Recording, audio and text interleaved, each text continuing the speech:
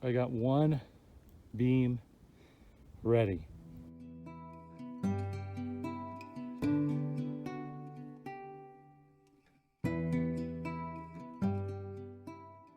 So it's a little windier up here today than normal, so you may not hear me talking nearly as much.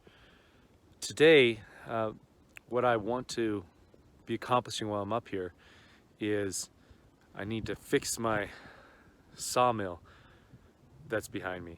Now, I don't have all the pieces yet, but the first thing I need to do is I need to create a level surface for it to rest on. So let's take a look at this. So if you see here and look underneath all the struts, you can see where there's burnt out wood. So when the fire came through, it literally burnt the supports out from underneath the sawmill. And I have to keep these runners really level. So if I keep these runners level, I can create straight boards. If they're not level with each other and they aren't level front to back, I can't create straight boards. So that's what I'm going to be attempting to do. So what I'm going to do is I'm going to take these logs and create runners that will allow me to go the full length.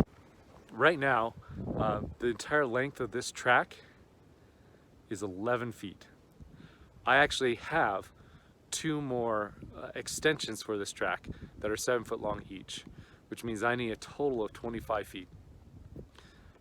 Now, I still have to refurbish those extensions because they were up here in the fire as well.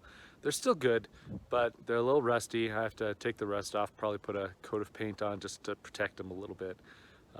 But overall, they survived the fire well. They're hardened steel. They're not going to be affected as greatly as some of my other metal implements were when they were up here. So it looks like it should work pretty well, but the challenge is now I have to create these wooden runners with only a chainsaw.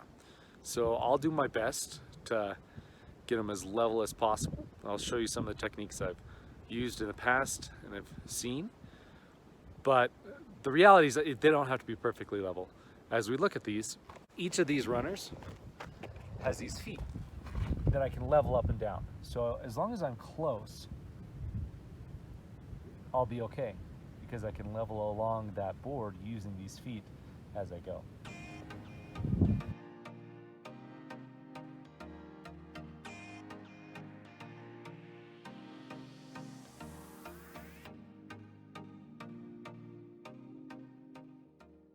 Let me give you a little bit of prequel of what I'm attempting to do.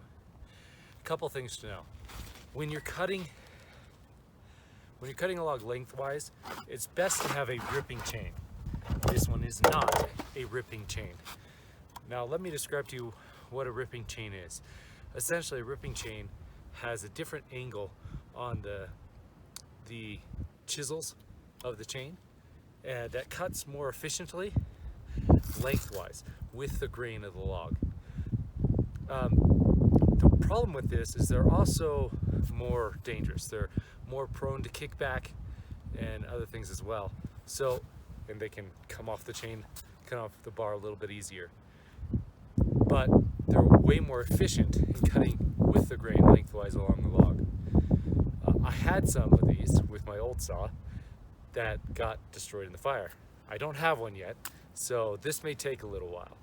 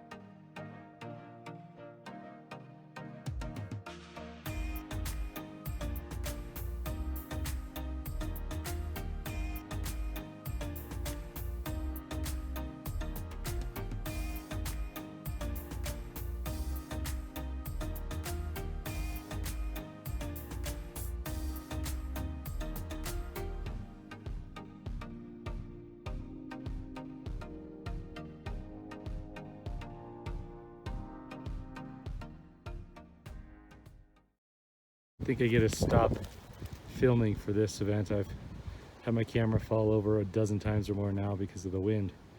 And you can see this is by no means perfect, but it'll be good enough for what I need. As you can see, it's just relatively straight. And because I have adjustments in the feet of the frame for the sawmill, that'll be just fine. All I did was essentially use the gravity to straighten my blade. I didn't mark the top and bottom. I just used the blade's own weight to say, okay, this is going to be the general line that I follow, and it works pretty well. It's not by no means perfect. I attempted to do a different method here at the end, cutting forward, and you can see right here